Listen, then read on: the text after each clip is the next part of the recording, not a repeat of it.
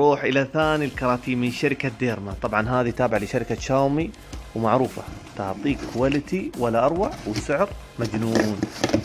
بطل حبيبي بطل. شوف اوه هذه المكنسة حق يعني الشباري حق المفارش. تعال عزيزي الفاضل خلنا نرويك الجهاز الوحش هذا.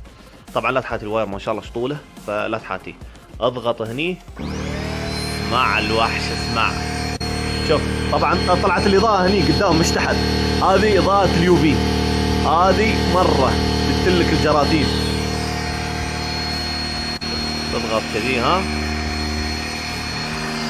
شوف الطريقة هاي بس حركها على الشبرية او عندك الكراسي في البيت بالطريقة هاي. شوف كيف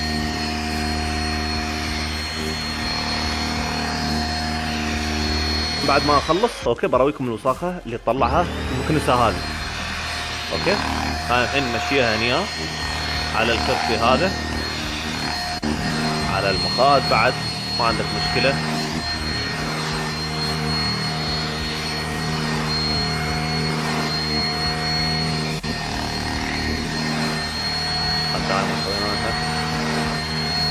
معاي خطوة بخطوة خليك ها. خليك معاي خطوة بخطوة. شوف القطعة تبطلها. هذا الفلتر تقدر تنظفه. شوف يعني مو بس شوف الغبار شيل لك وساق. شوف حتى الغبار شوف ما شاء الله.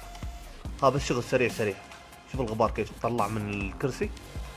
يا سلام والله مضبط الشعب.